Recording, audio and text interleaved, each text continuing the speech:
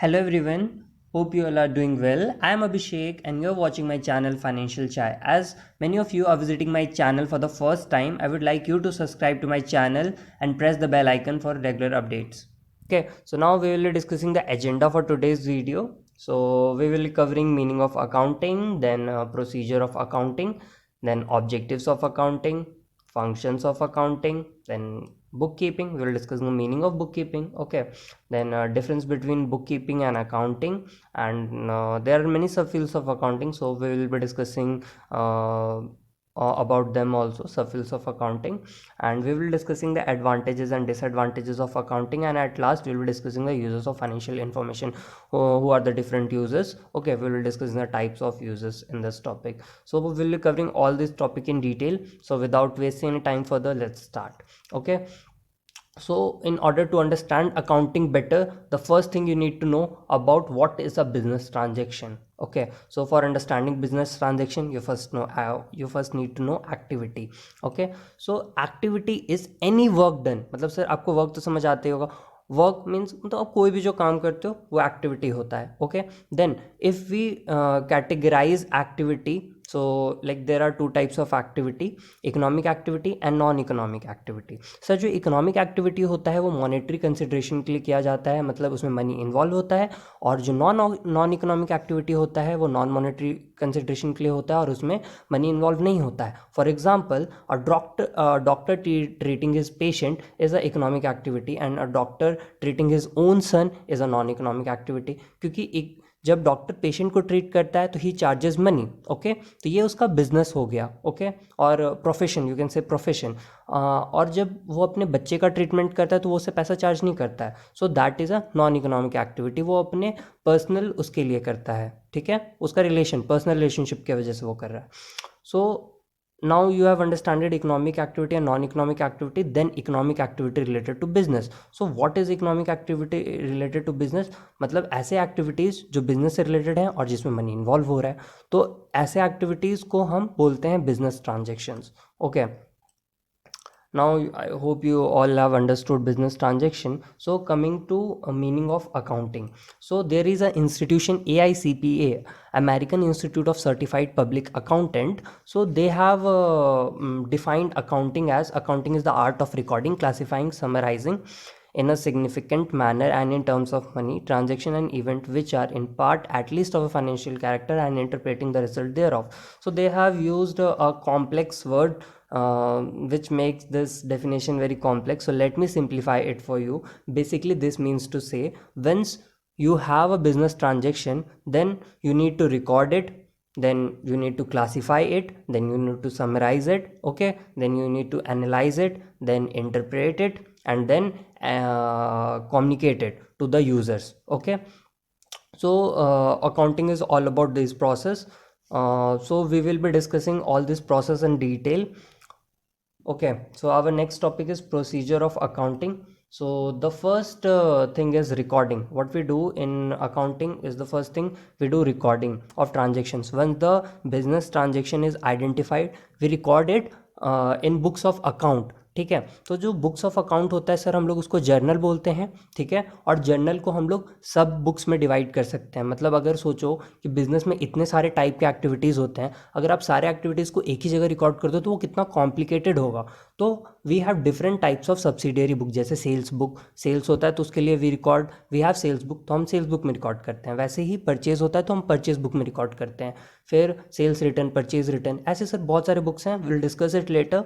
Okay, for now just understand कि once we have business transaction we record it in books of account.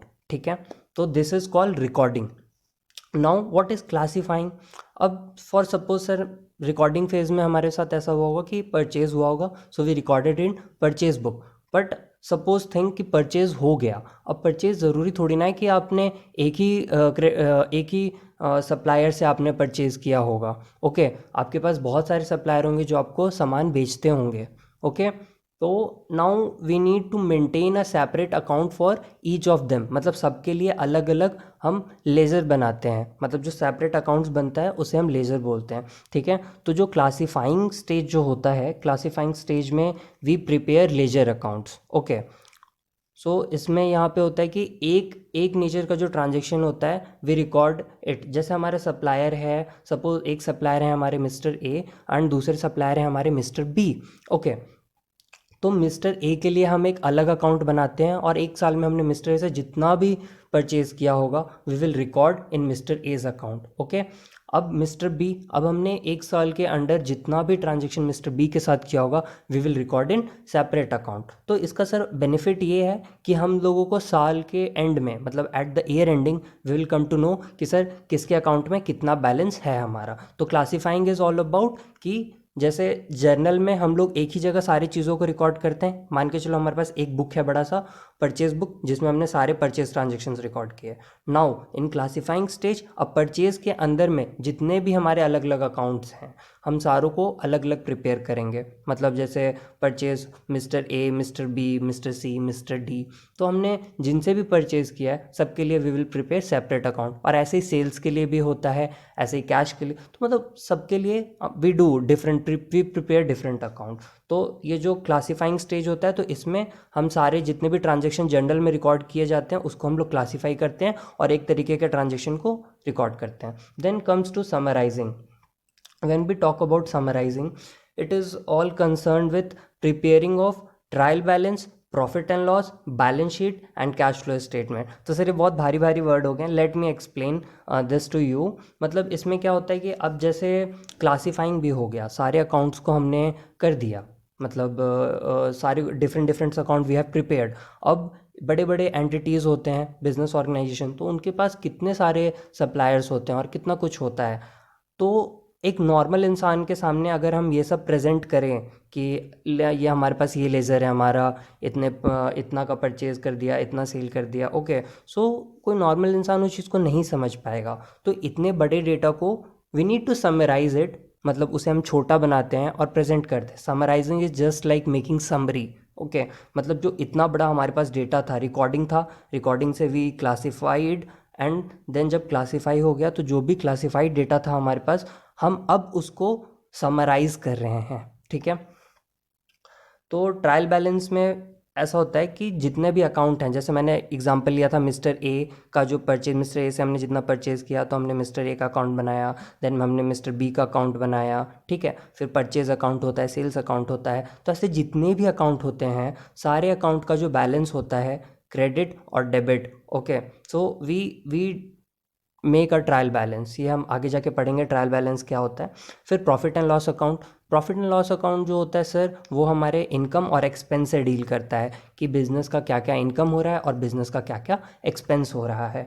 ठीक है, trial balance हो गया, profit and loss भी हो गया। Then balance sheet. Balance sheet के अंदर सर हम बिजनेस का एसेट्स और लाइबिलिटी दिखाते हैं। We will discuss all this terms in my upcoming video which is accounting terms. Okay, for now just understand कि जो भी हमारा कॉम्प्लेक्स डेटा था, we just make statements to simplify them और summarize them. Okay, balance sheet में हमारे पास जितने भी एसेट्स हैं और जितने भी लाइबिलिटीज़ हैं we show them, and in cash flow statement हम इनफ्लो और आउटफ्लो ऑफ कैश दिखाते हैं। ठीक है, now coming to analysing. Sir जो एनालाइजिंग स्टेज होता है, इसमें वी नीड टू कंसर्न कि यहाँ पे जो प्रॉफिट एंड लॉस अकाउंट जो होता है और जो बैलेंस शीट होता है, इसके अंदर जितने भी आइटम्स होते हैं we need to establish a relationship between them. मतलब एनालाइजिंग में क्या होता है, जैसे बैलेंस शीट के बहुत सारे आइटम्स होते हैं, जैसे एसेट हो गया, ठीक है, फिर लाइबिलिटीज़ हो गया, तो हम इन सब चीज़ों को देख के बहुत कुछ बता सकते हैं बिज़नेस के बारे में कि बिज़नेस का कैपेबिलिटीज़ क्या है। मतलब अगर बिज़नेस आगे जाके डूबेगा नहीं डूबेगा, बिज़नेस के पास कितना पैसा है अपने क्रेडिटर्स को पे करने के लिए। ठीक है, अगर मतलब क्रेडिटर्स को पे करने के लिए, तो हम लोग उसको सॉल्वेंसी बोलते हैं। तो ये सब बहुत सारी चीज़ें हैं जो एनालाइजिंग स्टेज में हमें पता चल जाती हैं। प्रॉफिट एंड लॉस, अब जैसे प्रॉफिट एंड लॉस देख के हमें पता चलता है कि कंपनी का एक्सपेंस ज़्यादा हो रहा है। ठीक है, तो मतलब ये सब हमें पता चलता है, वी जस्ट फाइंड आउट कि क्या चल रहा है ऑर्गेनाइजेशन में हम स्टेटमेंट्स को देख के। तो बेसिकली जब एनालाइजिंग स्टेज का हम बात करते हैं तो इसमें हम प्रॉफिट एंड लॉस अकाउंट और बैलेंस शीट का ही बात करते हैं। ठीक है, then coming to interpreting. Then interpreting stage में होता है कि जो भी हमने एनालाइज किया था, ठीक है। अब हम लोग उसको इंटरप्रेट करते हैं, मतलब हम उसके पीछे का रीज़न ढूंढते हैं और उसको हम एक्सप्लेन करते हैं कि जैसे अगर किसी ईयर में प्रॉफिट हुआ तो वो क्यों हुआ, ठीक है, अगर लॉस हुआ तो वो क्यों हुआ। ओके। फिर बैलेंस शीट में हमारे पास एसेट कम है तो एसेट कम क्यों है, ठीक है, लाइबिलिटी ज़्यादा है तो लाइबिलिटी ज़्यादा क्यों है। ओके। तो इंटरप्रिटेशन स्टेज में यही होता है सर। फिर इंटरप्रिटेशन स्टेज भी हमारा हो गया। Now coming to communicating stage. जब कम्युनिकेटिंग स्टेज में हम आते हैं तो यहाँ पे हम जो भी डेटा होता है हम लोग उसको कम्युनिकेट करते हैं थ्रू एनुअल रिपोर्ट्स। मतलब जब कंपनी का फाइनेंशियल स्टेटमेंट प्रिपेयर हो जाता है तो हम यहाँ पे शेयर होल्डर्स को, या फिर आप बोल सकते हो स्टेक होल्डर्स जो होते हैं, ठीक है, एंड स्टेक होल्डर्स जो होते हैं सर वो होते हैं इंटरेस्टेड पार्टी जिनका इंटरेस्ट है ऑर्गेनाइजेशन में, ठीक है। तो उनके तक हम कंपनी का इंफॉर्मेशन पहुंचाते हैं। You can say it is a kind of report card कि ओवरऑल परफॉर्मेंस कैसा था कंपनी का। एनुअल रिपोर्ट में यही सब मेंशन होता है कि साल भर में कंपनी ने क्या किया, कितने काम हुए, क्या पोजीशन है, क्या नहीं है, balance sheet, okay, profit and loss, cash flow, ये सब सारा चीज़ एनुअल रिपोर्ट में प्रेजेंट होता है और उससे हमें कंपनी का परफॉर्मेंस पता चलता है। और ये कम्युनिकेटिंग स्टेज जो होता है इसमें जो भी हमारे यूज़र्स हैं फाइनेंशियल स्टेटमेंट के, हम उनके तक इंफॉर्मेशन पहुंचाते हैं, ठीक है। Now coming to objectives of accounting. So when we talk about objective of accounting, so the first objective is systematic recording of transaction. तो हमने पढ़ा प्रोसीजर में कि रिकॉर्डिंग होता है, क्लासिफाइंग होता है, समराइजिंग होता है, ठीक है। तो मतलब यहाँ पे जो है तो सिस्टमैटिक रिकॉर्ड, हम सिस्टमैटिकली रिकॉर्ड करते हैं। मतलब अगर हम सारे ट्रांजेक्शन्स के लिए अलग अलग बुक बना रहे हैं तो वो सिस्टमैटिक वे में होता है। और ये क्यों पॉसिबल है, क्योंकि वी आर फॉलोइंग अकाउंटिंग, ठीक है। Then ascertainment of result of ever recorded transaction. हमने जो ट्रांजेक्शन्स रिकॉर्ड किया, ठीक है, अब उसके क्या रिजल्ट्स आ रहे हैं, outcomes we come to know. मतलब जब हम लोग प्रॉफिट एंड लॉस बनाते हैं तो उसमें हम इनकम और एक्सपेंस रिकॉर्ड करते हैं। वी कम टू नो कि सर प्रॉफिट हो रहा है किसी पर्टिकुलर ईयर में या लॉस हो रहा है, हमें पता चलता है, ठीक है। Then ascertainment of financial position of business. मतलब सर बिजनेस का फाइनेंशियल पोजीशन क्या है, मतलब कैसा है अभी, अच्छा है, बुरा है। अगर कंपनी के पास ज़्यादा एसेट्स हैं तो इसका मतलब है कि कंपनी के का जो फाइनेंशियल पोजीशन है वो अच्छा है, ठीक है। लाइबिलिटीज़ में भी, मतलब देयर आर मैनी फैक्टर्स इस चीज़ को चेक करने के लिए कि फाइनेंशियल पोजीशन कैसा होता है, मतलब कैसा है कंपनी का। There are many factor, there are many tools like ratio analysis होता है। फिर उसके बाद और भी बहुत सारे टेक्निक्स होते हैं जिसका यूज़ करके वी कैन टेल कि फाइनेंशियल पोजीशन कैसा है कंपनी का। तो ये बैलेंस शीट के वजह से पॉसिबल हो पाता है, ठीक है। फिर उसके बाद providing information to users for rational decision making, ठीक है। मतलब जो भी हम फाइनेंशियल रिपोर्ट इशू करते हैं इसको देख के बहुत सारे लोग डिसीज़न मतलब लेते हैं। जैसे इन्वेस्टर्स जो होते हैं वो डिसीज़न लेते हैं कि किसी पर्टिकुलर कंपनी में इन्वेस्ट करना चाहिए या नहीं। वो इन्वेस्ट करने से पहले फाइनेंशियल रिपोर्ट देखते हैं, परफॉर्मेंस चेक करते हैं कंपनी का कि परफॉर्मेंस कैसा है, उसके बेसिस पे ही वो डिसीज़न देते हैं। Then last is solvency position. Solvency position मतलब होता है सर कि आप लाइबिलिटी मेट कर पाओगे अपना या नहीं। लाइबिलिटी इन द सेंस कि मतलब आपने किसी से सामान खरीदा, ठीक है, आपने कुछ भी खरीदा, मतलब मटेरियली खरीदा, तो आप उस इंसान को रीपे कर पाओगे या नहीं।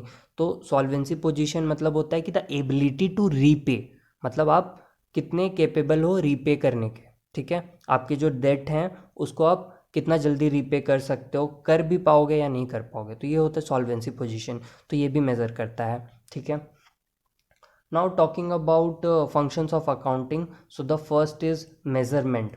Okay, तो measurement, जब अकाउंटिंग वी परफॉर्म अकाउंटिंग, तो अकाउंटिंग से हमें पता चलता है कि बिजनेस का परफॉर्मेंस कैसा है। तो जब हम अकाउंटिंग करते हैं तो अकाउंटिंग का जो रिकॉर्ड बनता है तो वो we preserve it, we publish it everywhere, है ना, कम्युनिकेटिंग स्टेज में। तो इससे हमारे पास पिछले साल का भी रिजल्ट हो जाता है, ठीक है।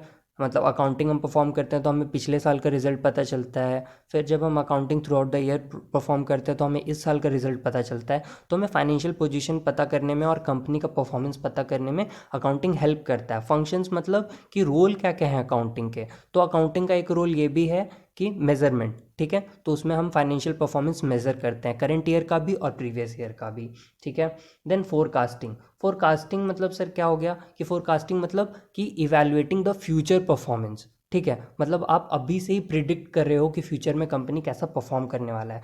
तो अगर आपके पास कंपनी का बैलेंस शीट है और भी बाकी डेटाज हैं, ठीक है, कैश फ्लोज हैं और ये सब है, तो आप इन सब चीज़ों को देख के बता सकते हो। मतलब आप सोचो कि अगर 4-5 साल से किसी कंपनी का आपके पास बैलेंस शीट है 4-5 साल का, और उन 4-5 सालों में आपको ये दिख रहा है कि कंपनी लॉस में चल रही है, तो मोस्ट प्रोबेबली आप क्या बोलोगे कि हो सकता है कि अगले साल भी कंपनी लॉस में जाए। तो ये फोरकास्टिंग मतलब ये अकाउंटिंग का ये रोल जो है, फोरकास्टिंग यही बताता है कि फ्यूचर परफॉर्मेंस हम प्रिडिक्ट कैसे कर सकते हैं।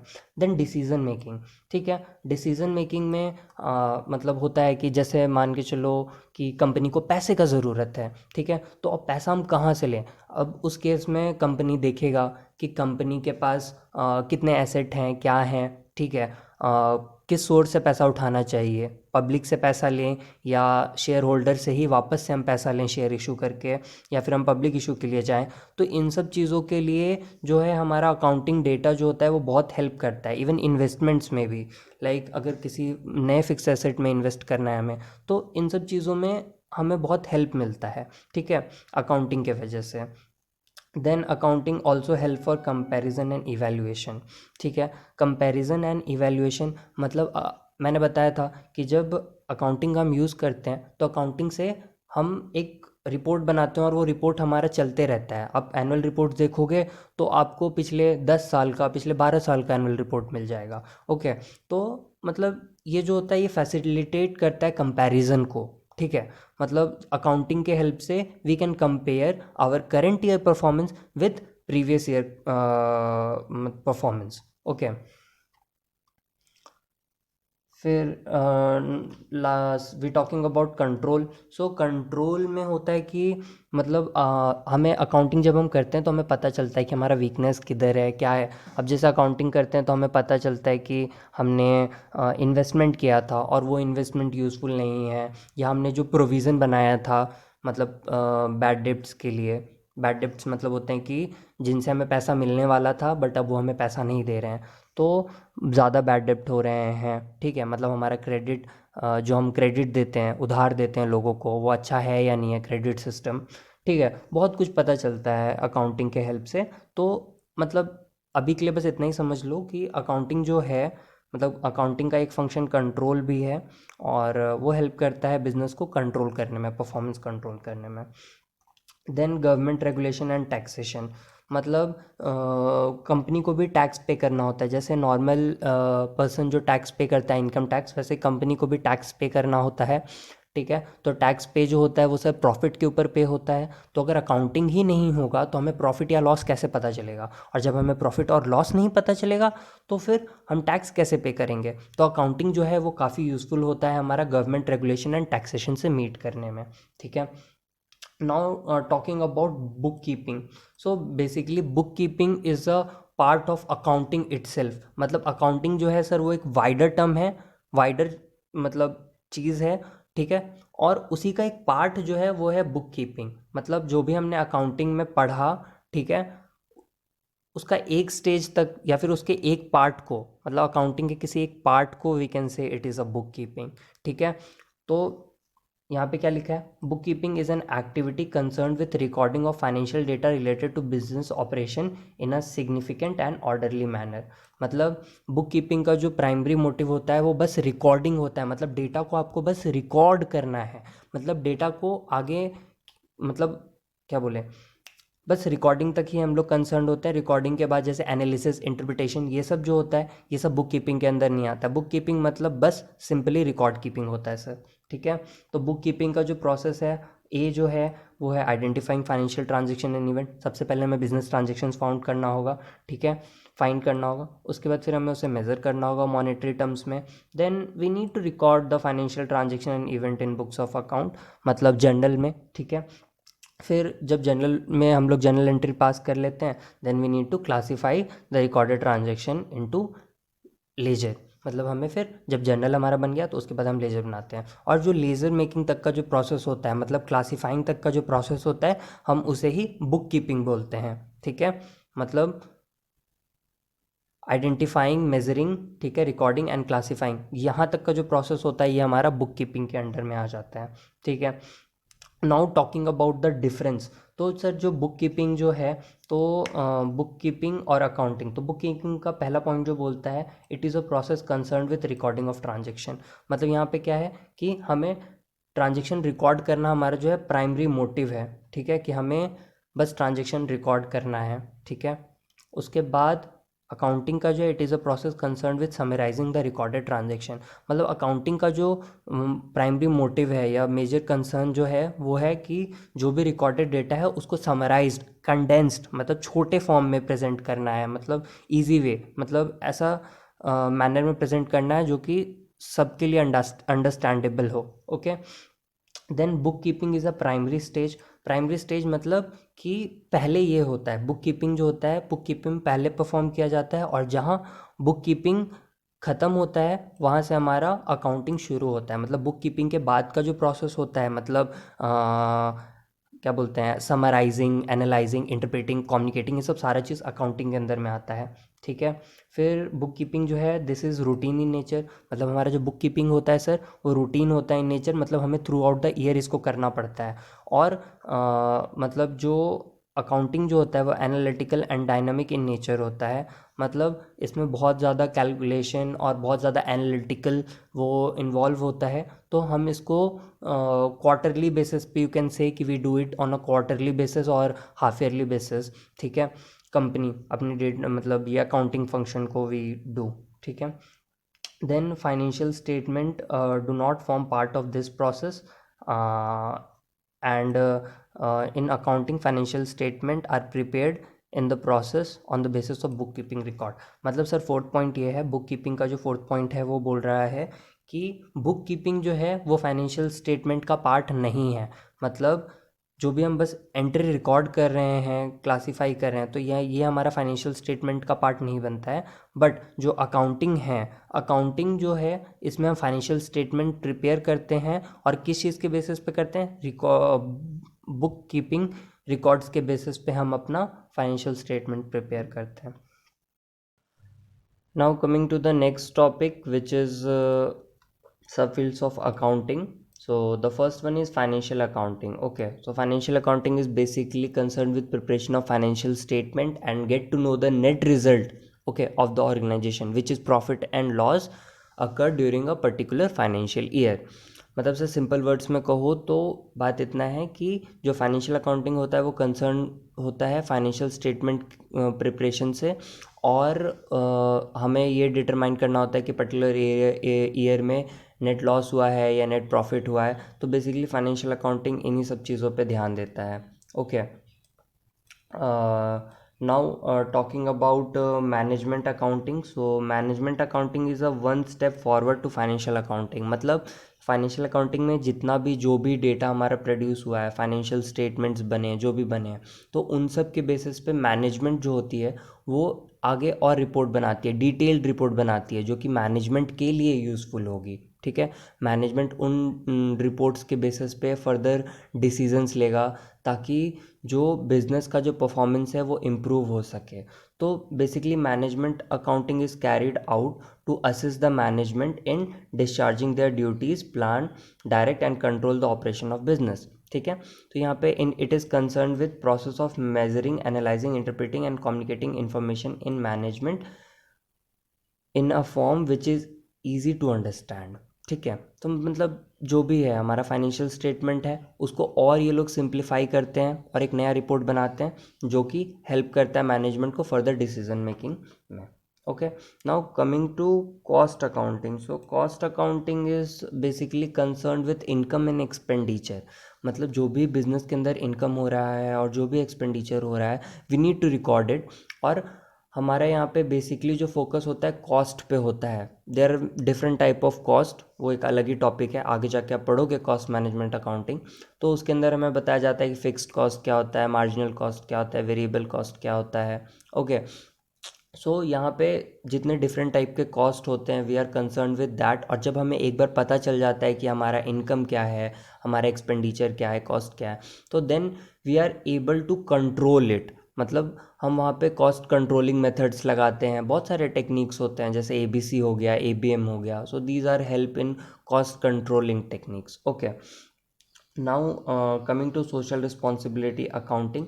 So basically social responsibility accounting is all about what the business is doing in contribution to the society. Okay, मतलब सोसाइटी को क्या कंट्रीब्यूट कर रहा है बिजनेस. मतलब अब बिजनेस के वजह से बहुत सारे नेगेटिव इम्पैक्ट्स भी आ रहे हैं ना सोसाइटी पे, तो उसके रिटर्न में what steps business is really taking to cover those negative aspects और negative impact on the society. मतलब फैक्ट्री से प्रोडक्शन हो रहा है तो आप उसका वेस्ट डंप कर रहे हो. ओके, सो बहुत सारी चीज़ें हैं जिस वजह से लाइक हमारा इन्वायरमेंट ख़राब हो रहा है, बहुत सारा चीज़ है.